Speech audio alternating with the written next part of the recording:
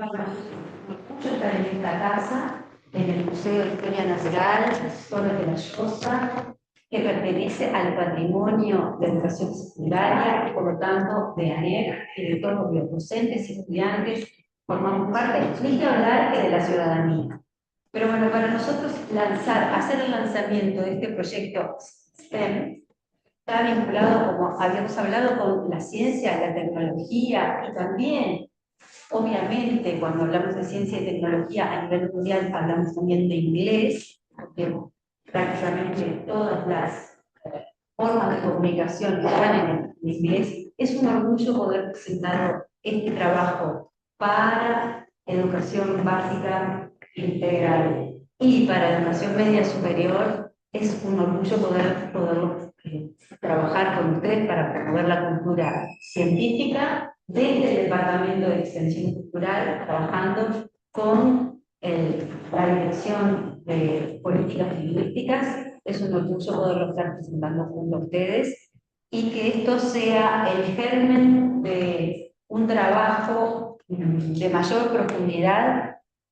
considerando la perspectiva de género, que también para nosotros es muy importante poder acompañar. Así que muchas gracias por estar aquí. Es un proyecto que empieza recién en secundaria, que tiene sus antecedentes a los que va a hacer referencia seguramente mi compañero Aldo, pero bueno, que se entusiasmen, como estamos nosotros, que trabajen en equipo, que puedan generar entusiasmo también en los estudiantes y en los docentes en los territorios, y esto llegue a fin de año con una gran celebración. Así que muchísimas gracias.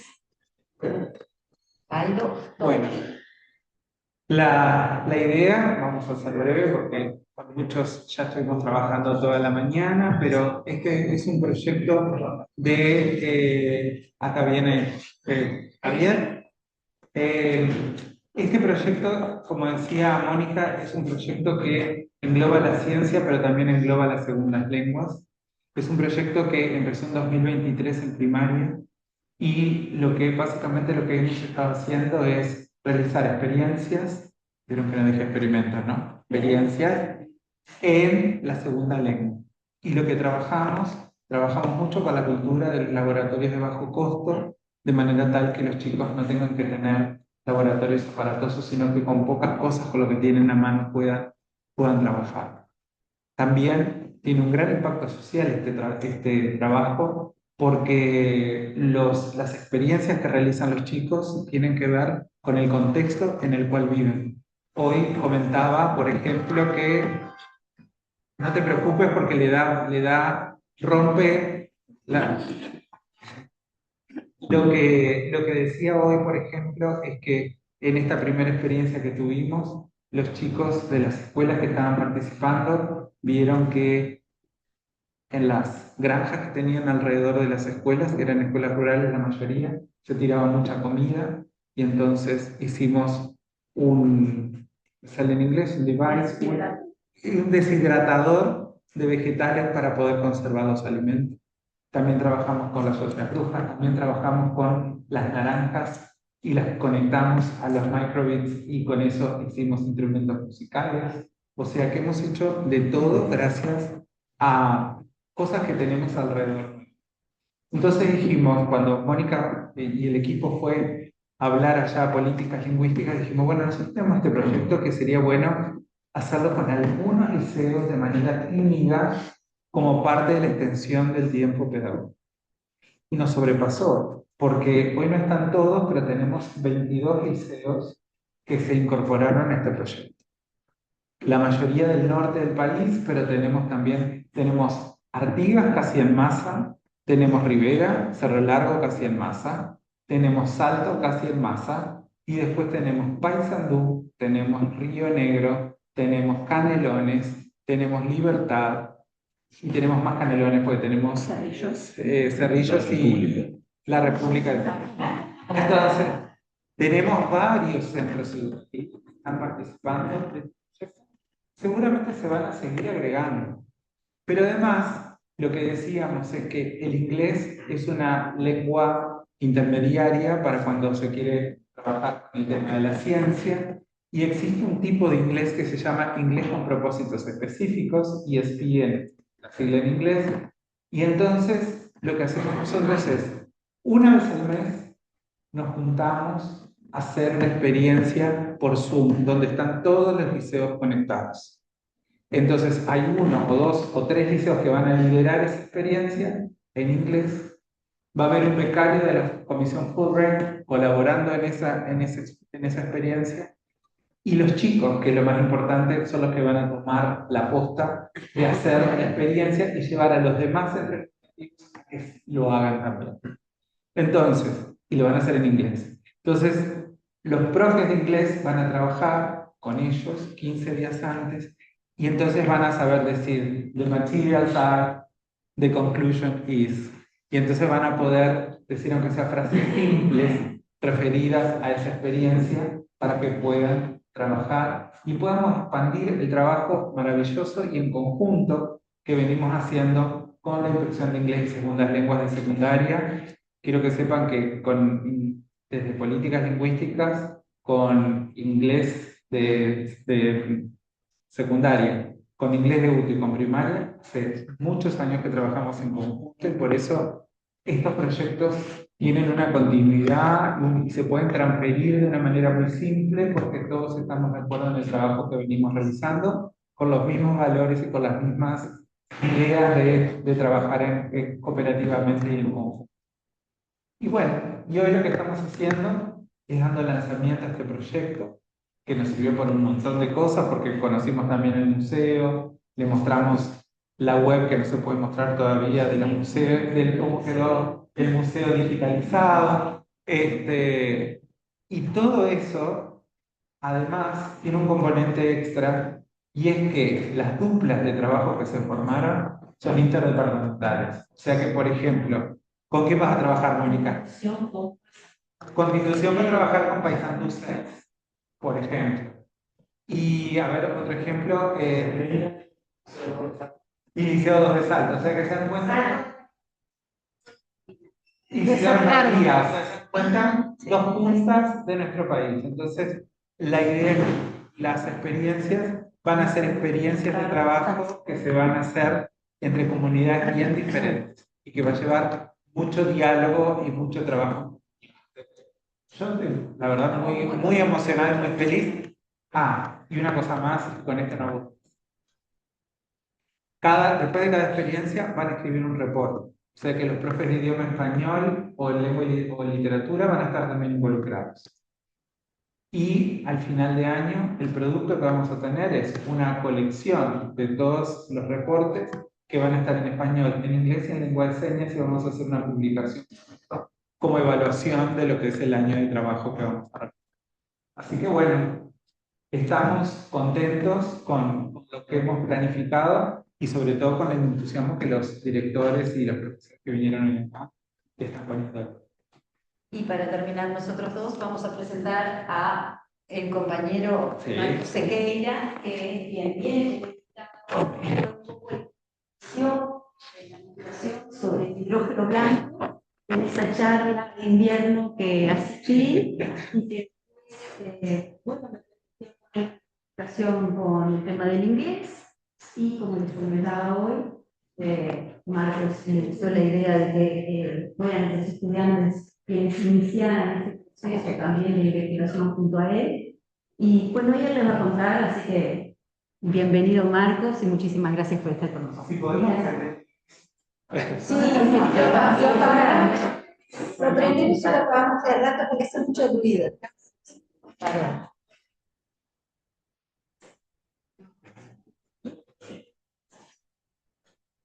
Bueno, primero que nada, agradecer a todos por la invitación a esta iniciativa. Me parece, de que Mónica me comentó inicialmente, me pareció súper interesante poder integrar desde la ciencia de nosotros de la universidad con secundaria también. A veces es difícil esa integración y hacer llegar a otro público, así que me pareció súper interesante desde el principio. Y bueno, lo que voy a hablar yo es del hidrógeno blanco. Capaz que muchos han escuchado el tema del hidrógeno. Acá en Uruguay hace hace un tiempo, pero específicamente voy a hablar del hidrógeno blanco o natural, que también me gusta llamarlo. Yo soy estudiante de doctorado de la Facultad de Ciencias en Geología, en el programa PESIVA, y también soy docente de allí de facultad y estoy realizando mi doctorado en este tema, sobre el potencial que tiene este nuevo recurso en Uruguay. Así que un poco lo que voy a hablar sobre la definición, los procesos geológicos que los generan y el rol que tiene o que podemos esperar de este nuevo recurso en la transición energética. La idea es presentar los conceptos básicos y después algunas áreas o temáticas que podrían ser disparadores para que después puedan desarrollar en un programa. Así que bueno. Una consulta. Sí. Más de grabar. Estamos grabando el. ¿Puedes moverla para que tome la casa? Sí. Ahí. Ahí. Dale, perfecto. Bueno, ¿por qué venimos a hablar de hidrógeno hoy en día? Sabemos que estamos en un contexto de cambio climático, eso es algo que ya está aceptado por la ciencia hace muchos años, a pesar de que está siendo un desafío muy importante a desarrollar en el futuro. Entonces, bueno, desde la geología y desde las ciencias que se dedican a los recursos energéticos, estamos constantemente buscando alternativas de interés y que podamos estudiar a nivel global, obviamente en cada país, para poder buscar y sumar a esa matriz que necesitamos agregar. Un poco a grandes rasgos y muy introductorio, sabemos que ha habido un aumento de la temperatura global considerable a partir de 1925, 1950. Estamos en los picos máximos de temperatura que tenemos en el globo y se sabe que hay una correlación muy directa con las emisiones de dióxido de carbono y otros gases también que ayudan a ese calentamiento global. Y bueno, el gran desafío que tiene este tema es que estamos ante el desarrollo de también muchas economías emergentes. Podemos ver acá las emisiones de CO2 de algunas regiones como son China y India. Esas regiones están aumentando considerablemente las emisiones de estos gases que contribuyen al cambio climático, pero bueno, son economías que están en desarrollo. También tenemos Sudamérica, África, que vamos a continuar desarrollándonos, y este es un gran desafío también que tenemos para poder atar a este aumento de temperatura. Algo interesante es que algunas regiones que ya se desarrollaron, como Estados Unidos y Europa, ya tienen una curva, una campana que empezó a bajar, o sea que están disminuyendo las emisiones de CO2, lo cual es interesante, pero bueno, es el desafío de ese contexto y ese desarrollo más global que tenemos para este tema. Un poco hablando de las transiciones energéticas, este es un gráfico que me gusta mucho. Lo que muestra acá es la evolución del consumo energético que tenemos desde 1800 estimado hasta la actualidad. Se ve un muy claro aumento exponencial del consumo energético que tenemos, principalmente por revolución industrial, el comienzo del uso del carbón, después el descubrimiento del petróleo y del gas, y últimamente el uso de las renovables y de la nuclear. Este comportamiento es directamente correlacionable con el aumento de la población a nivel global, o sea, tiene el mismo comportamiento a partir de la misma cantidad de años. Es decir, que cada vez hay más gente viviendo, cada vez consumimos más energía, y por eso también tenemos que buscar nuevas fuentes para adicionar. Aproximadamente casi el 80% de las energías que consumimos en el globo son fósiles, entonces es un desafío grande tratar de bajar esa cantidad buscando alternativas más verdes, como son las renovables, como es el hidrógeno que se está hablando últimamente. Así que eso es lo que estamos tratando de avanzar. Pero bueno, la conclusión es que siempre, cada vez más, tenemos una mayor necesidad de consumo energético para satisfacer la necesidad. Un poquito por encima del hidrógeno, el hidrógeno como molécula, sabemos que es un gas diatómico. Algo importante que es el primer elemento de la tabla periódica, sabemos que es un gas muy ligero, de muy bajo peso, es el 75, algunos estiman más del 1% de la materia del universo, o sea que es un gas muy abundante del universo.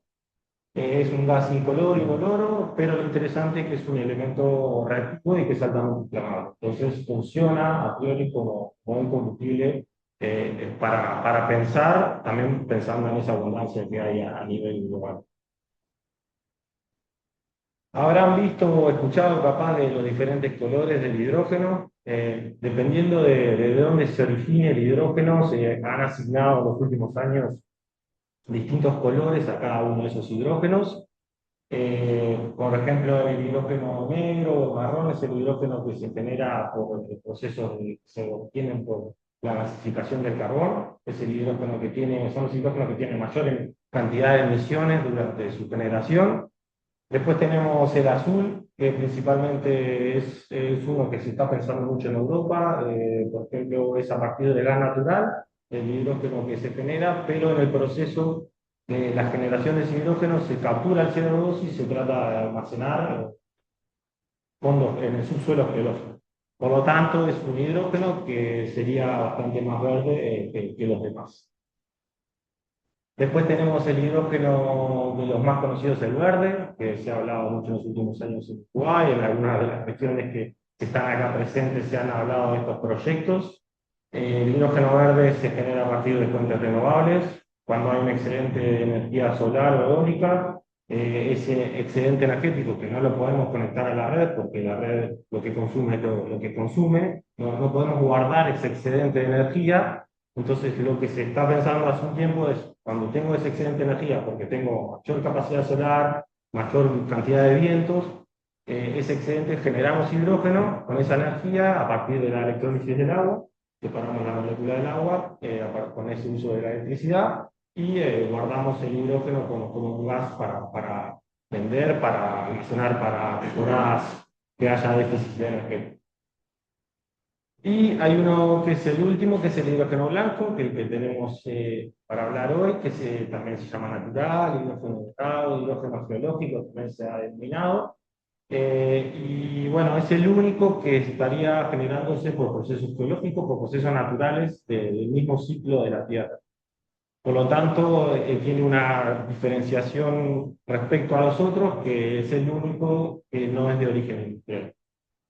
Y como sabemos, la Tierra hace el trabajo por nosotros en muchos casos, entonces en eso generaría los procesos de la separación del agua y demás por el humano, entonces tendría mucho menores costos y sería mucho más limpio en ese sentido. Actualmente, el estado actual de la producción de hidrógeno a nivel global, a pesar de que se habla mucho del hidrógeno verde y demás, hoy en día el gran porcentaje de hidrógeno generado es a partir del gas natural, del carbón y del petróleo. 47% de gas, 27% del carbón y 22% del petróleo. Solo un 4% lo hacemos como hidrógeno verde y además tiene unos subproductos que siguen siendo bastante sucios en ese sentido. Por lo tanto, tenemos una generación fuertemente dependiente de los hidrocarburos para este recurso que se está pensando. Por lo tanto, el hidrógeno que se produce actualmente como subproducto muchas veces, porque sabemos que en el proceso de la refinería y demás, siempre se tratan de tomar los subproductos que hay, hoy en día está fuertemente dependiente de los hidrocarburos. Pero bueno, es algo que se ve que ha aumentado exponencialmente la demanda de este gas a nivel global y es algo por lo que hay tanta perspectiva sobre este gas en general. Bien, como energía en Uruguay, el hidrógeno en Uruguay, bueno, se ha hablado principalmente del hidrógeno verde, ha habido una hoja de ruta de hidrógeno verde y derivados que se ha desarrollado por el Ministerio, se lanzó el último creo en 2023. Como sabemos, Uruguay tiene un 94% de la matriz eléctrica renovable, entonces tenemos excedentes de energía solar y eólica. Estas dos fuentes son complementarias, en Uruguay es muy interesante, algunas zonas de Uruguay tienen recursos complementarios, entonces cuando no me funciona el viento tengo la capacidad solar y eso genera que pueda tener una gran producción, por eso se generan perspectivas de estos proyectos en Uruguay. Y hay 4 proyectos anunciados hasta la fecha, todavía no avanzado ninguno en el sentido de que ya esté operativo, pero sí que se han propuesto para varias regiones, principalmente el litoral. Se han desarrollado varios proyectos que todavía no han llegado a su operación, pero este es el contexto que tenemos en Uruguay respecto a los hidrógenos verdes. Pero bueno, tenemos la alternativa que les comentamos del hidrógeno blanco natural. Este es un lugar en Turquía, se llama Cimarea Gasip, que sería como una filtración de gas que hay en esa colina. Es un lugar, un afloramiento rocoso que hay en una colina donde existen flamas que están encendidas desde que el humano se encuentra ahí. Se cree que allí se prendió la primera llama olímpica. Recordemos la antigua Grecia, como toda esa zona de Turquía y toda la península, Grecia de la Grecia actual, entonces se cree que allí se prendió la primera llama olímpica, y se conoce que este gas se han muestreado esos gases que afloran desde las rocas, y se ha visto que tiene una gran concentración de hidrógeno, entre otros gases, lo cual lo hace inflamable.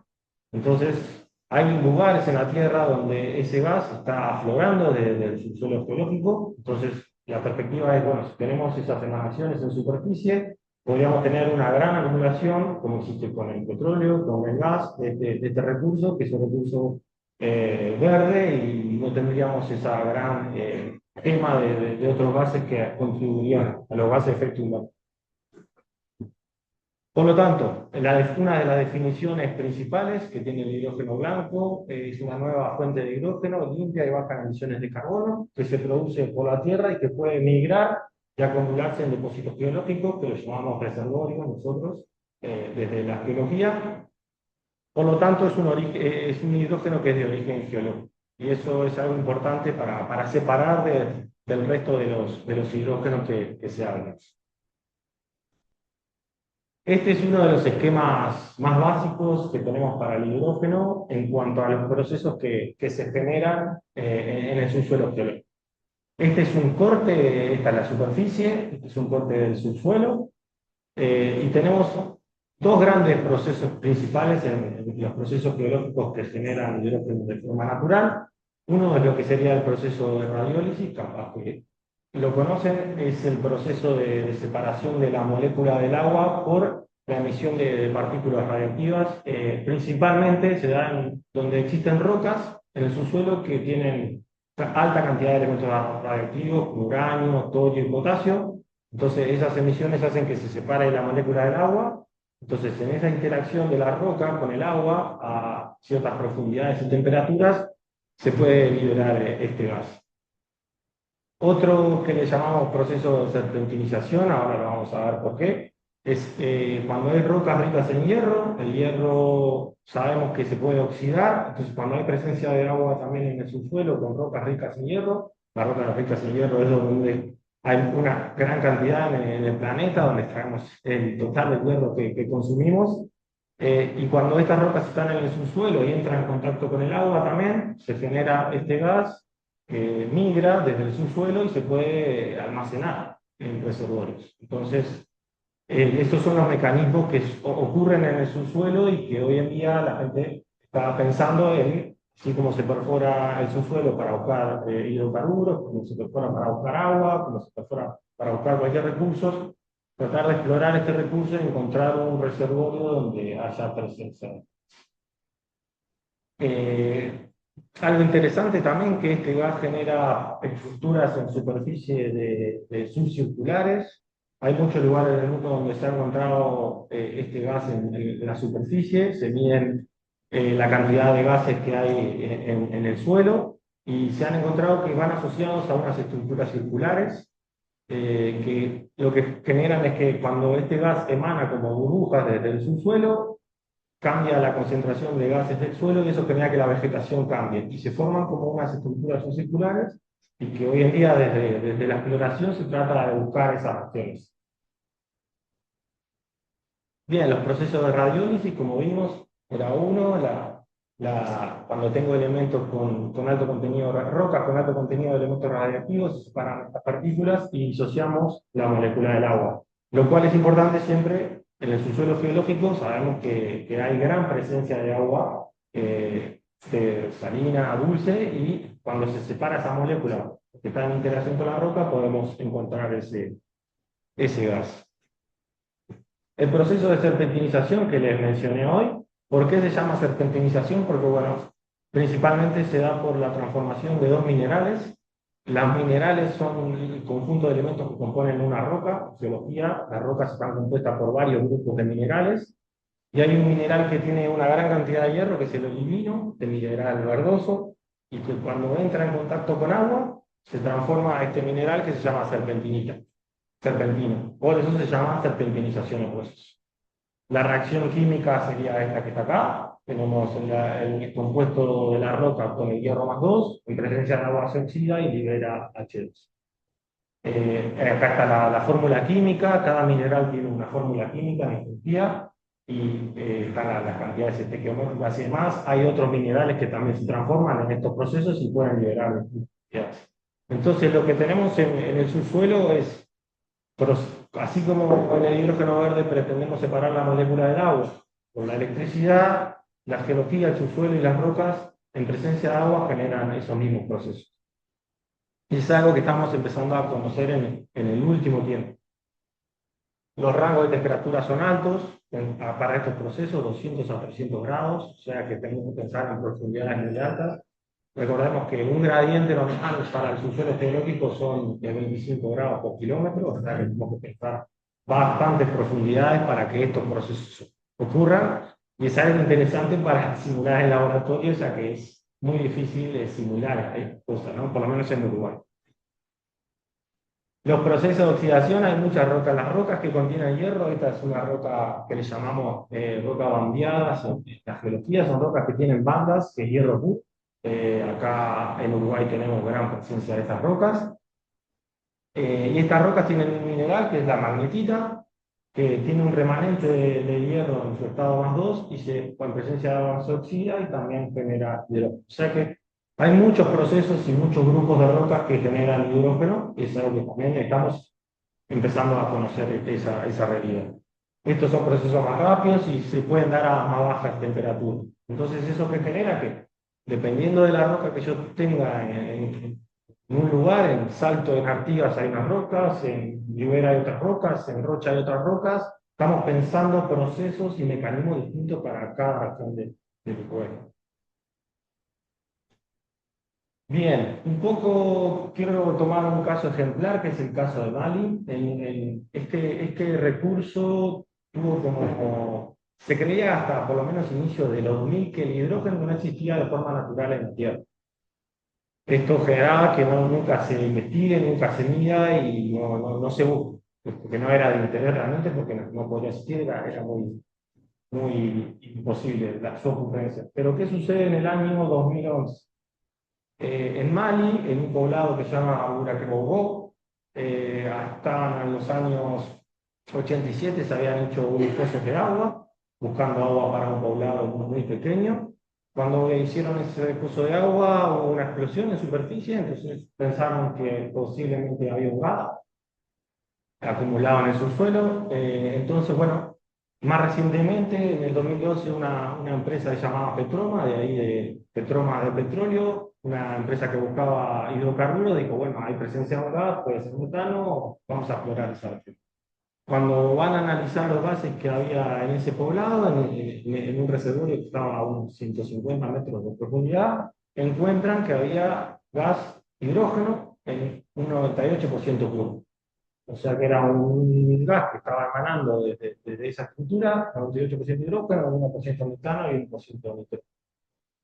Entonces ahí la empresa se cambia y se transforma a hidrógeno y desarrolla este campo ahí en el poblado de Mali, y es el caso emblemático que tenemos en la industria y en la academia del primer descubrimiento de un reservorio de hidrógeno natural. Y vemos los poquitos años que ocurrió, a partir de eso hubo una explosión del interés académico, se han aumentado exponencialmente las publicaciones, los proyectos, y también desde el punto de vista aplicado, obviamente, las industrias y las empresas están tratando de buscar este recurso que tiene muy buenas perspectivas, pero estamos en una primera fase. Vemos las fechas, son hace 10, 15 años, y para la ciencia eso no es nada. Y para la industria que busca más aceleradamente, todavía también está en unos procesos muy iniciales. Lo que tienen ese poblado, hicieron un primer pozo donde encontraron hidrógeno, han hecho ya 24 pozos en esa región, pozos más profundos, algunos más o menos, para tratar de buscar ese reservorio. Y lo que lo hacen, el gas funciona como una canilla, abren el pozo, sale el gas, lo llevan a un motor de combustión y sacan electricidad para el poblado. Pero bueno, es un contexto del Mali, esa zona está ocupada por grupos militares, entonces ha sido difícil para la academia poder conocer bien las condiciones de lo que está pasando en esa región, pero se sabe que ocurrió. Pero bueno, sí que hay una dificultad para conocer más todavía de la región. En Uruguay, yo en el marco de mi doctorado hicimos una primera publicación del potencial que tiene Uruguay para la exploración de este recurso. La idea fue, bueno, es un recurso nuevo, Uruguay tenía condiciones geológicas muy interesantes, Uruguay tiene una geología muy rica, muy heterogénea, se compara a veces con la geología, la diversidad geológica se compara con la de Brasil, pensando en las dimensiones que tenemos de tamaño diferente, pero tenemos una gran riqueza geológica por muchos motivos de nuestra evolución, de dónde estamos ubicados, de la separación del Atlántico, de la evolución de los... O sea, hay muchas características que tenemos en nuestro territorio que tenemos una gran diversidad de este recurso. Entonces la idea de esta primera publicación fue analizar el potencial que tenemos en Uruguay a escala nacional, destacar cuáles podrían ser las rocas que podrían generar estos procesos, ver áreas donde se podría explorar y investigar este recurso a escala nacional. Por lo tanto, tenemos distintas regiones del Uruguay que vamos a destacar. Por ejemplo, una de las regiones más interesantes son las regiones de los departamentos de Artigas y Salto. Ahí tenemos una geología muy particular que ha permitido definir esa región como una de las mayor interés. Tenemos rocas muy favorables para que se generen hidrógeno en esas regiones de Artigas y Salto, y rocas para que sellen o entrampen ese hidrógeno que podría estar ocurriendo. Tiene una analogía geológica con el campo de Mali, por el tipo de rocas volcánicas que tenemos en esa región. Sabemos los que viven en esa región o trabajan en esa región que hay rocas los basaltos, son rocas volcánicas que tenemos en esa región, y hay un conjunto de elementos que lo hacen muy interesante para explorar ese recurso ahí. En esta investigación revisamos datos de pozos antiguos, y en uno de los pozos, en el pozo Salto, que está ubicado acá, sobre el río Daimán, encontramos presencia de hidrógeno disuelto en agua, o sea que hay indicios de que hay presencia de hidrógeno en el suelo. Y también tenemos presencia de helio. El helio, como saben, es otro gas, y es un gas que solo se genera por procesos geológicos. Y muchos de los lugares que se está investigando o buscando hidrógeno se encuentran los dos juntos, entonces es muy importante tener estas anomalías que tenemos de helio en Uruguay. Otra de las regiones muy interesantes es la región acá en el departamento de Rocha. Ahí tenemos una geología también muy particular, lo que le llamamos Cuenca Laguna Merín. Tiene unas características que podríamos tener una gran cocina de hidrógeno, o sea, procesos geológicos de hidrógeno. Y bueno, actualmente en esta región estamos haciendo mediciones de los gases en el suelo, que los voy a mostrar ahora. Esto es nosotros desde la... Sí.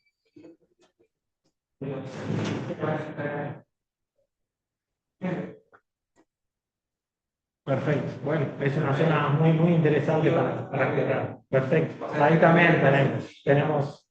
Ahí en Rivera actualmente hay un estudiante de grado que está haciendo su tesis sobre las medidas que estamos haciendo en suelo, ahí en esa zona Rivera, Tahuari. Así que son zonas que estamos... Perfecto.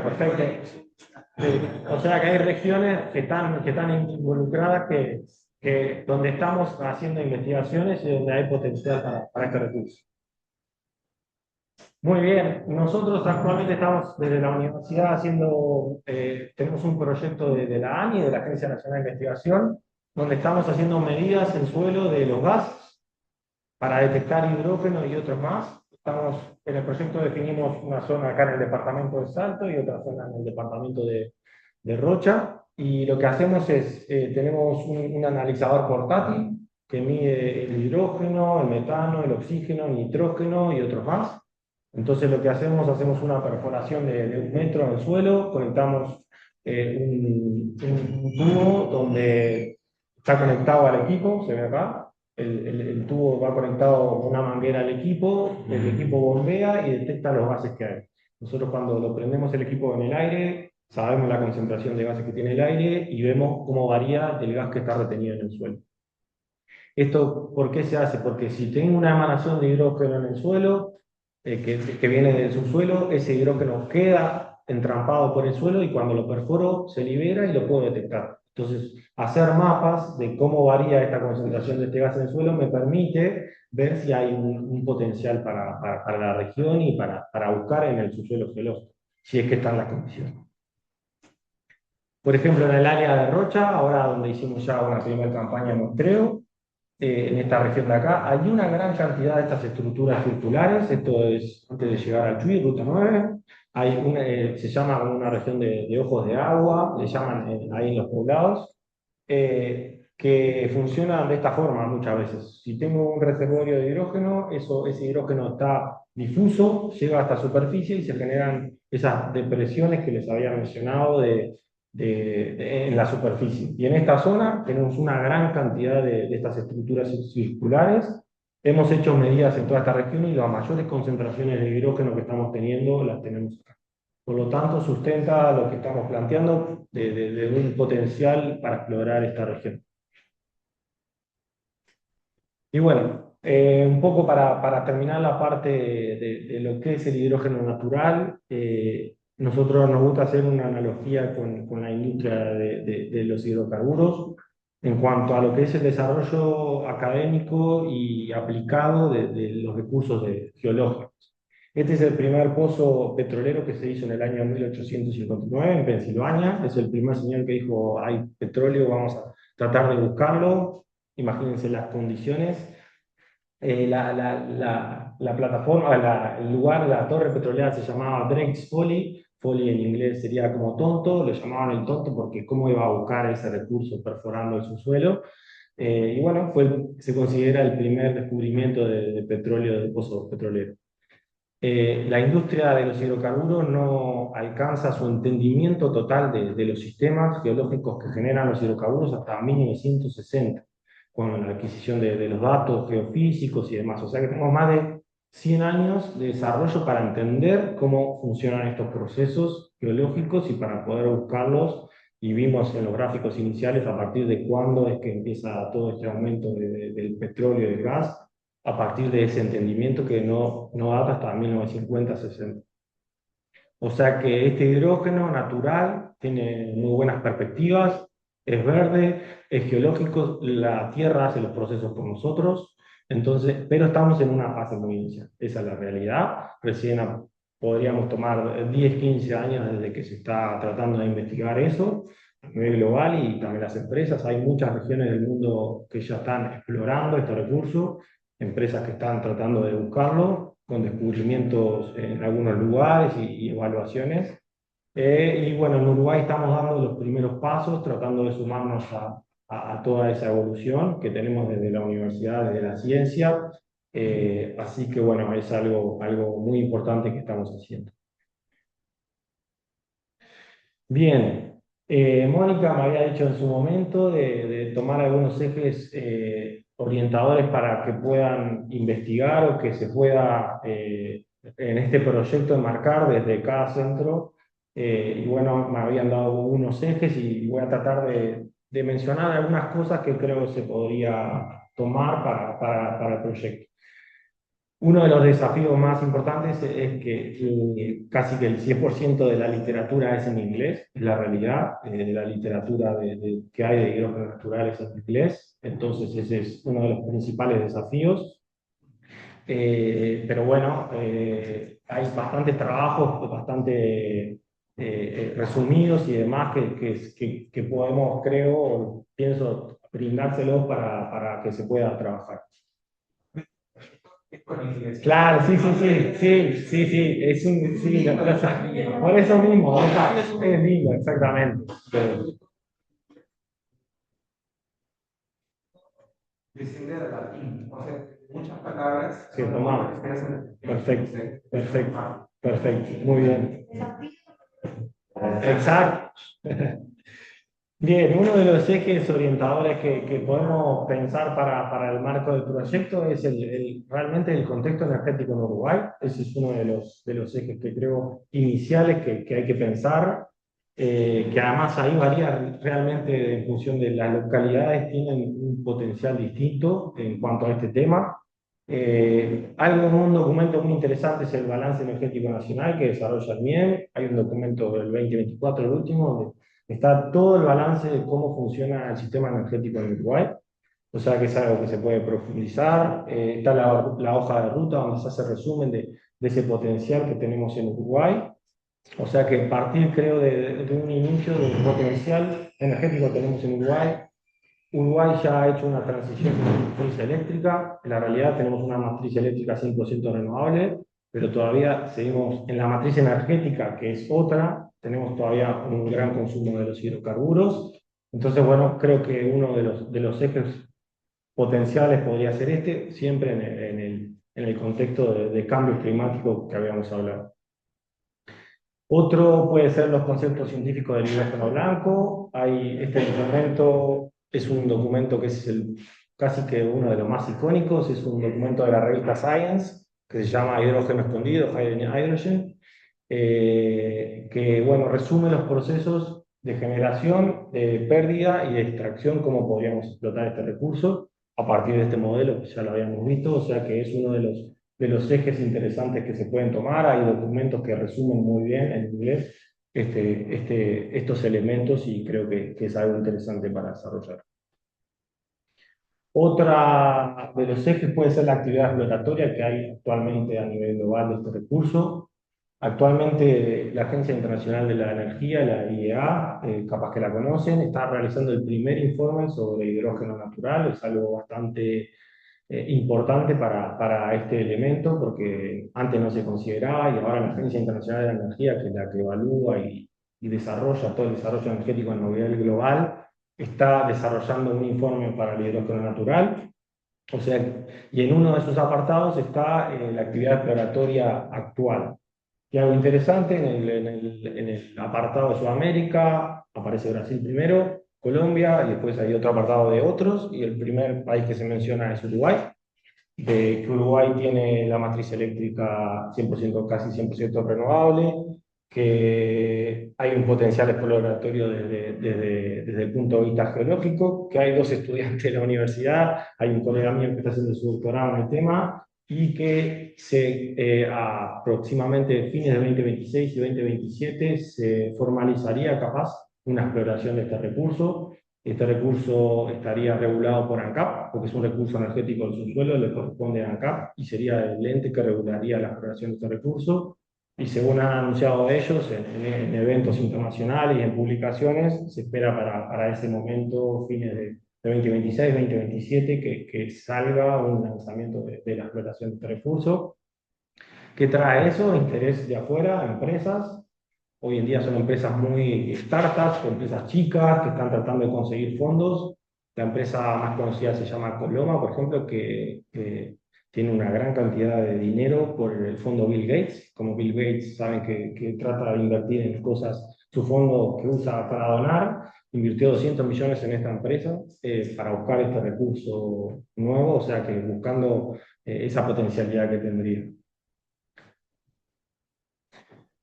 Otro eje interesante es el rol del hidrógeno en la transición energética, del hidrógeno natural. Hay varios trabajos, acá menciono dos. Uno es el lugar del hidrógeno natural en la transición energética, un position paper, o sea, un informe, donde está bastante resumido, es muy interesante ese trabajo en inglés capaz para trabajarlo. Después hay unos trabajos más formales científicamente en estas revistas. El hidrógeno natural en la transición energética, fundamentos, promesas y enigmas, o sea que se podría trabajar desde alguna serie de estos trabajos para ver cuál es la calidad. Los posibles desarrollos para Uruguay, está el trabajo que publicamos desde la universidad para el marco de mi doctorado. También hay una publicación de ANCAP en esta revista GeoEspro, donde titula Exploración de hidrógeno en Uruguay, donde menciona las áreas que van a ser más principales. Por suerte coinciden con lo que trabajamos en el doctorado. Como les mencioné, hay regiones de Salto, de Artigas, de Rocha, cerca de Rivera también. Hay alguna región cerca de La Valleja que ellos marcan como puntos para potencial exploratorio inicial. Por lo tanto, hay trabajos también para trabajar sobre el potencial que tendría Uruguay en este mar. Y después, desde el punto de vista del laboratorio, es algo bastante difícil realmente, porque como vieron, son procesos geológicos que demoran a veces miles a millones de años, temperaturas muy altas, presiones muy altas. Entonces es muy difícil simular esos procesos realmente. Por ejemplo, en Uruguay no tenemos ningún equipo para eso. Si yo quisiera analizar una roca para ver qué potencial de hidrógeno genera, tengo que mandar la roca a Europa, Holanda, algunos de esos países que tienen equipos, y se paga y ellos te mandan el informe con lo que les dio el resultado de la medida de los gases que generó esa muestra. Realmente no tenemos equipos y son condiciones muy difíciles de simular, pero sabemos que está el proceso de la electrólisis, que se puede simular en laboratorio a escala de liceos. Ahí les pongo uno de los casos de YouTube, que este está muy interesante porque pone dos tubos de ensayo y muestrea los gases y después El pH. también, exacto, exacto, y muestrea los dos gases que liberan, saca el hidrógeno y el O2 y después le hace un estudio de flamabilidad a la muestra, o sea que por eso dice, importante leer descripción, por eso, entonces bueno, sería la forma de disociar la molécula del agua en laboratorio que se podría hacer a escala, capaz buscar alguna... Y procesos. Exactamente, exactamente. Sería la forma... Bien, Exacto. por ejemplo, hay esos lugares en la profundidad del océano, entonces se descubrió vida pensando que no podría haber por la carencia de oxígeno, pero sin embargo se descubrieron determinadas poblaciones en materiales minerales que generaban combustibles naturales donde se producía electrólisis. Exacto. Ahí sí que es natural. Sí, sí, exacto.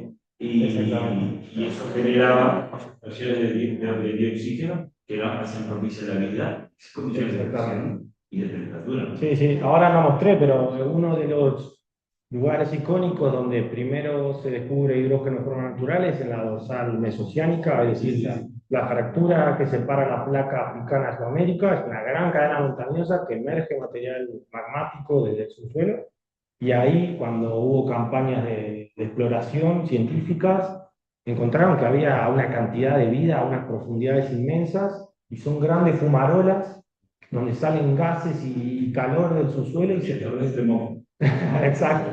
Y se generan condiciones que den favorabilidad para la vida, y ahí dijeron, vamos a mostrar estos gases, y ahí se encontró una gran presencia de hidrógeno, y es uno de los primeros indicios, estoy hablando desde el 74. Que tiene que ver también con pensar otras formas de generarse la vida que permiten pensar que podría suceder en otros planetas que están descubriendo diariamente en torno a otras estrellas. Exactamente. No, también.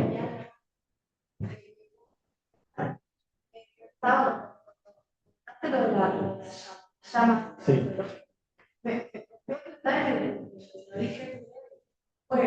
Sí. ¿Qué tanto? ¿Cuándo fue que no se descubre?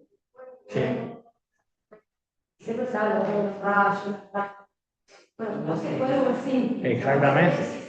Claro, exactamente. Este lugar, además de este lugar en Turquía, hay varios lugares, en Filipinas, por ejemplo, donde hay como un afloramiento rocoso. Estaban midiendo un científico francés muy conocido, y vieron que tenía una muy alta concentración de hidrógeno, y pusieron unas ramas y empezó a quemar, a hacer combustión. Y ahí hoy en Filipinas se está desarrollando toda una exploración de recursos gracias a eso. O sea, listo. Sí, totalmente, totalmente. Oh, totalmente, Y en eso ya un poquitito de ilusión para con el tiempo se va teniendo todo, unida, teniendo toda la parte científica, toda la parte termodinámica. Tampoco La idea era abrir ejes y después cada... Sí, tranquilo. Bueno, creo que era la última, así que puedo dar un flash.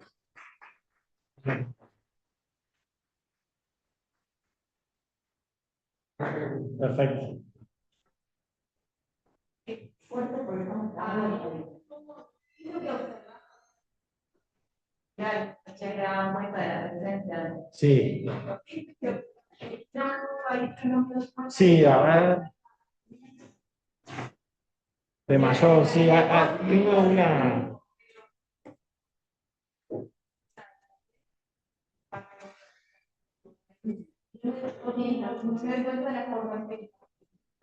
A ver.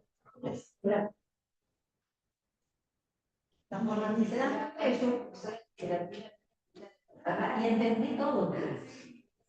Por eso que lo quise traer. Fue muy claro. A ver, acá tengo una imagen. De lo de la expansión de la casa. Acá, por ejemplo.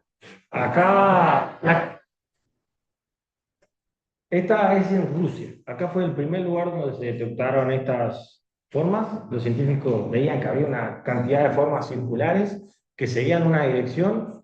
Esto es una gran falla geológica en esta dirección. Entonces, ¿qué sucede? Cuando hay una falla sería como un fracturamiento del subsuelo. Entonces, eso permite que los gases suban a superficie y generaba todas estas estructuras. Acá esta es de la más icónica.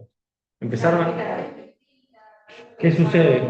Claro, cuando estás ahí, hay una pérdida de vegetación. En el centro de la estructura hay variaciones hay una mini depresión, a veces a escala métrica nomás. ¿Y qué hace? Se empezaron a hacer perfiles de temperatura, que acá tengo alguna imagen también.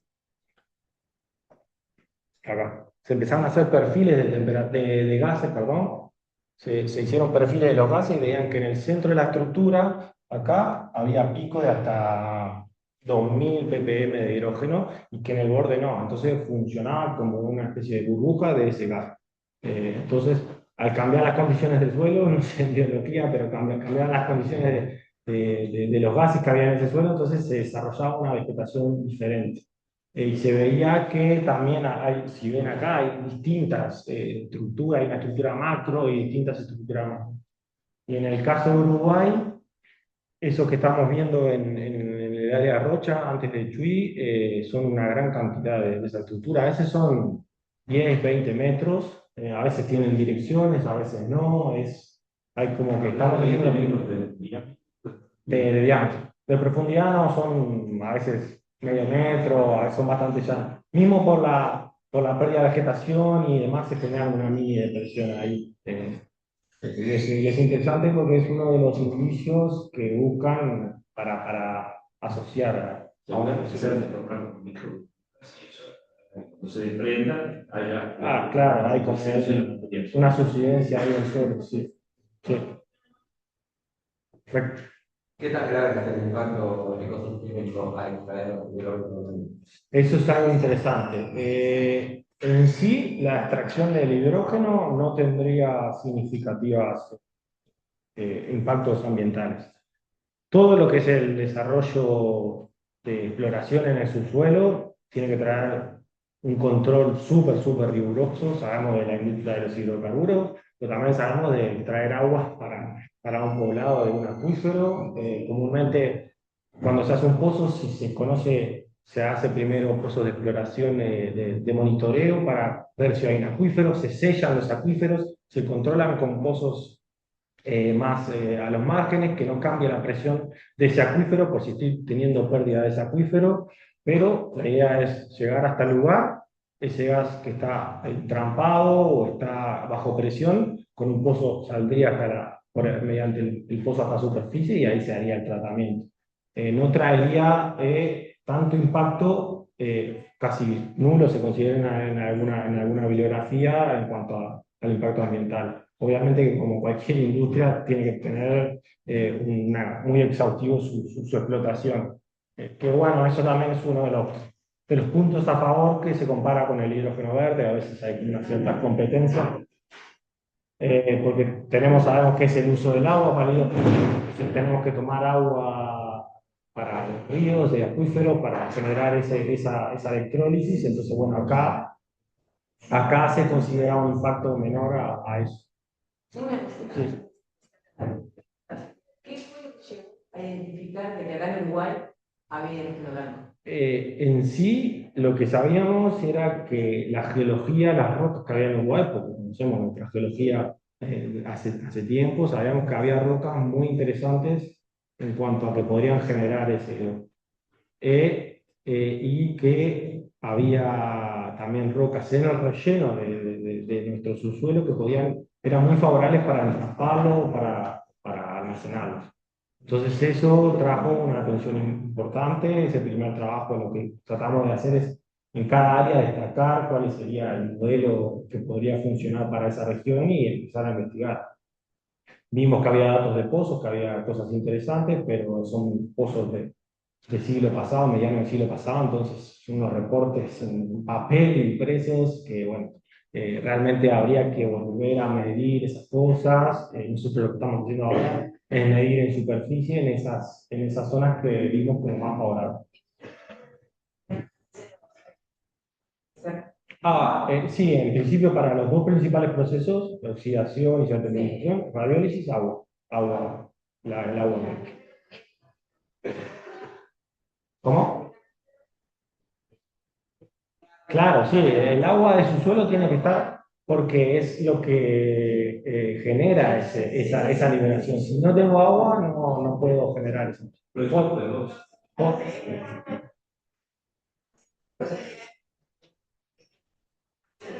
Claro, depende de la región. Hay procesos que se generan, la de las rocas rectas se generan como los BIFs que se llaman, se pueden generar a profundidades someras, 1 o 2 kilómetros, dependiendo del Uruguay. Hay otros procesos que son a 200 grados y eso necesita bastantes profundidades.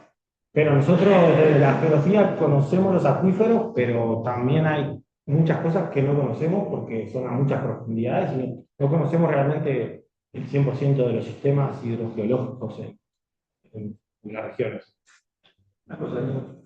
Si vamos a dejar, seguramente tenemos la oportunidad en Uruguay de extraer hidrógeno. Entonces, ese hidrógeno, vamos a hacer todo el hidrógeno.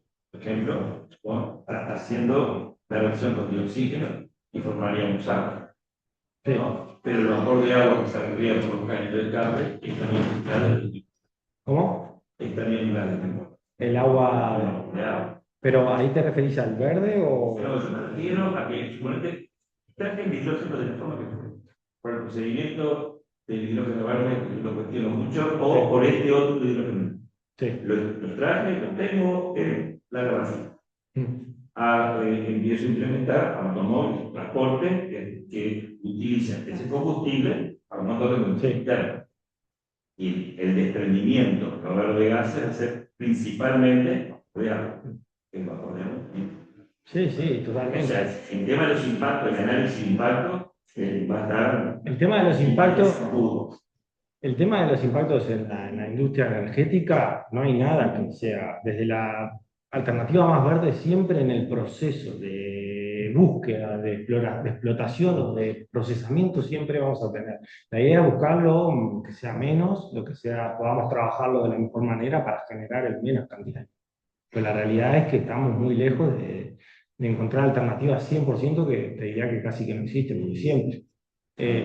Todo lo que es esta industria, siempre, si yo tengo algo limpio acá, pero después lo llevo a un barco a Europa, pues eso del envío del barco se está quemando hidrocarburos.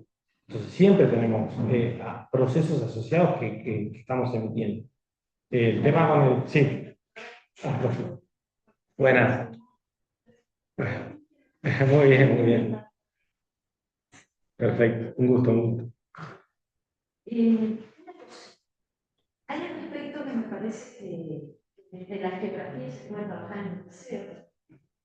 Muchas de las cosas que tú trabajaste de energía no tenemos en el programa y nosotros estamos en quinto de ciencias de la vida con ecorregiones a nivel de Uruguay.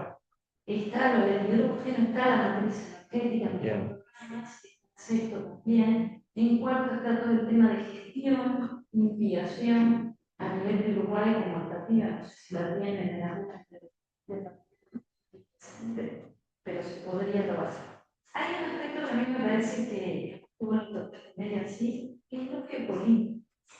No está presente en las líneas que trazaste o está indirectamente, pero me parece que sería interesante, porque cuando hablamos de crisis energética, de alguna manera estamos hablando de lo geopolítico Sí, totalmente. a nivel mundial y a nivel regional, a nivel nacional. Sí, totalmente. Entonces me parece que esa fue una línea interesante.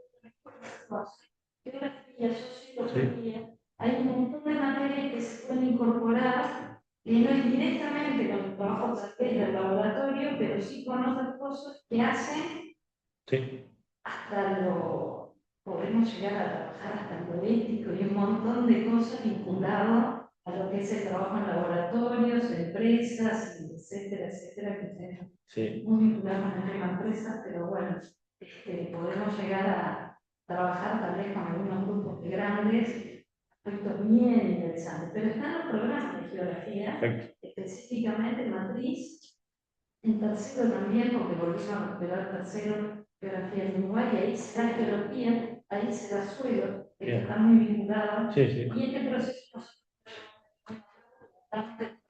dentro, dependiendo de los grupos, ¿no? Que se da dentro de los dos que tienen el lo del hidrógeno verde tal vez es el que está más saturado de ahora. Sí, el que está. Sí, totalmente. Es eso, la geopolítica y el impacto.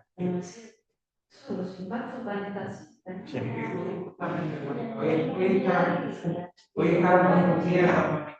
estábamos diciendo, veíamos que no todo es laboratorio. Y justamente hablamos de las siglas STEM con H, que hablan que incluyen las humanidades, ¿no? Entonces decíamos que, bueno, que se podían generar, que se compartieran de repente artículos para hacer una breve lectura y que se hicieran debates respecto de esos temas que tú estás planteando. O sea que está, incluso en la parte de escritura del reporte, se hablaba de que fuera no un experimento, sino que fue que tuviera varios enfoques, desde el punto de vista experimental, social o lúdico. Entonces, Claro, pero experimental va ligado a eso, es la geopolítica. pero en el social también separando el político de el especial. Es como, no sé, que si el formador pero si yo me voy a hacer Sí, totalmente. sí, de energía, de qué sé yo, entonces me parece que es muy interesante y que hay material. Y si son bachilleratos, ya se pueden ir acostumbrando a trabajar con Pay, pero Sí. es de una científica, trabajando en la página. Sí, hay mucho. Muchas cosas que aportan. No sé, me parece que por ahí se puede dar otro camino, que dado que esto está como empezando a ver cómo se hace, tal vez puede, y como tú decías, ¿no? Hay cosas que la hidrólisis es una cosita más, pero sería muy costoso pensar en el laboratorio de liceo. No, la hidrólisis es muy común. No, la hidrólisis sí, ¿no? Hay otras actividades que son hidrógeno que bachilleratos utilizaban. Claro, por eso. Pero ahora, de repente yo la parte de Sí, totalmente, eso. Sí. presentamos. Es también invitar hasta la participación multidimensional. Puede hasta participar la literatura, porque vos podés imaginarte, desde el punto de vista de la ficción, qué sucedería en un pueblo o en un departamento si hubiera hidrógeno. Entonces ahí, el sueño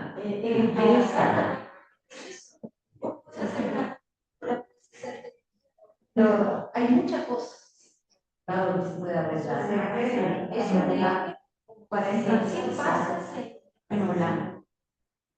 ¿Qué pasa desde el punto de vista social? ¿Qué pasa desde el punto de vista comercial? ¿Qué pasa desde el punto de vista, bueno, de la imaginación, de los potenciales? Más allá de las cosas,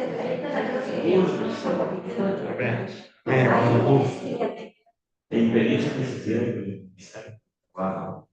que es lo que nos hace humanos trabajar juntos. O sea, cuando vos sabés que salen 10.000 papers por segundo, es un número para el inicio del gobierno. De caer, si vos querés abordar eso, vos tenés que tener equipo de trabajo. Sí, Si sí. no, no te vas. ¿Cómo? Vamos a tener que ir cerrando. Perfecto. Porque cuarto sale lo mismo para pasar, puede ser. 3 y 4.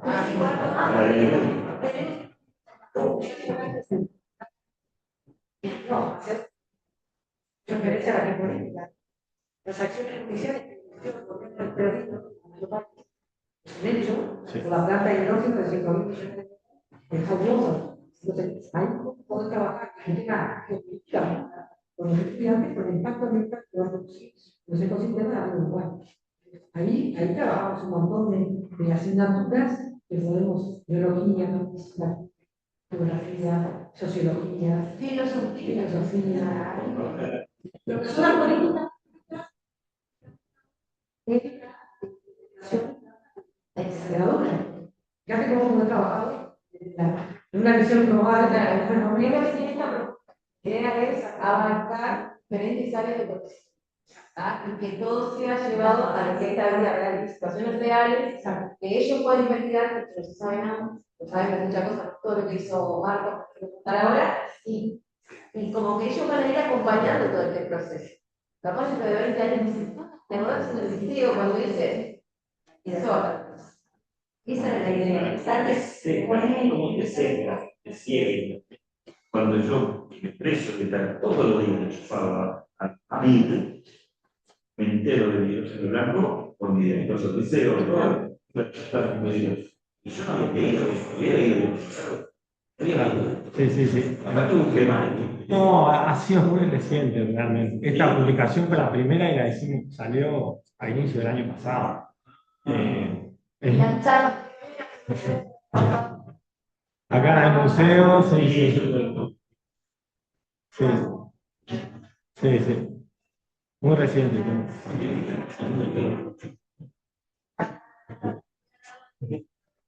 Hay algo de esto y alguna cosa más.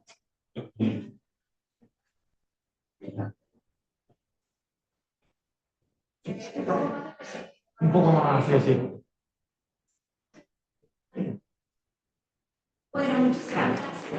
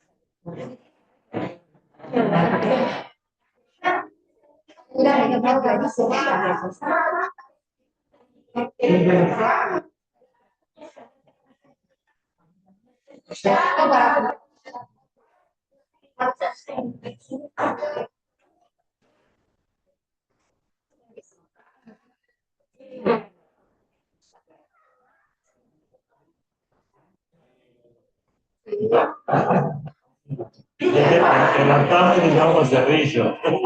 Y La Paz. Claro, me encanta eso. ¿Me parece? La verdad que la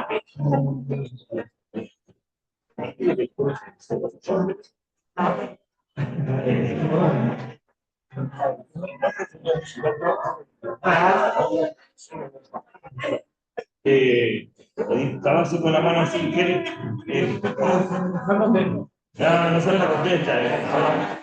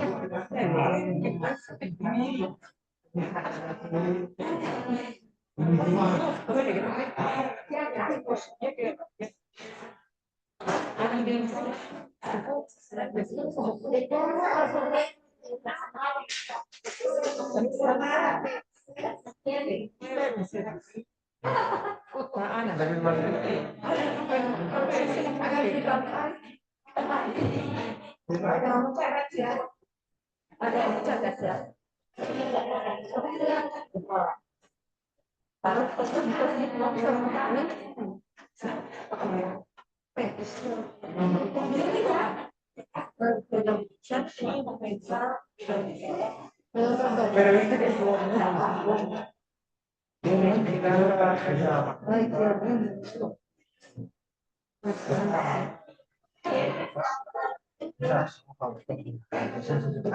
Y bueno, ya la ley, ya la ley,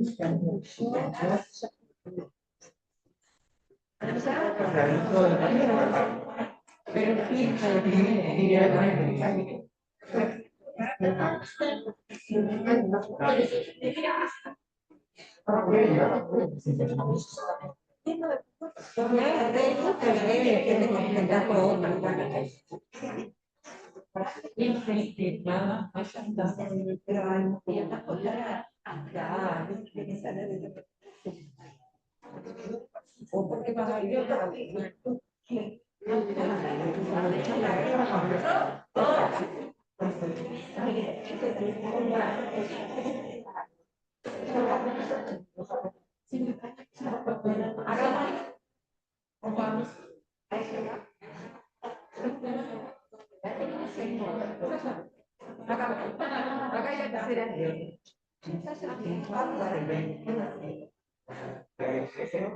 ay, yo que tengo la misma relata.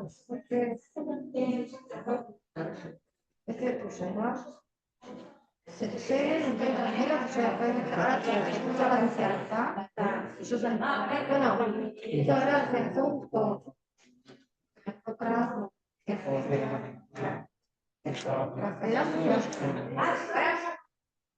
¿Y qué pasó acá? ¿Estaban? Ahora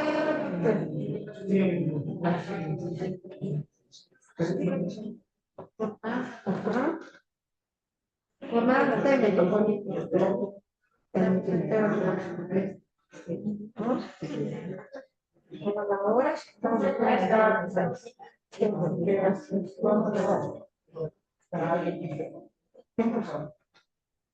bueno,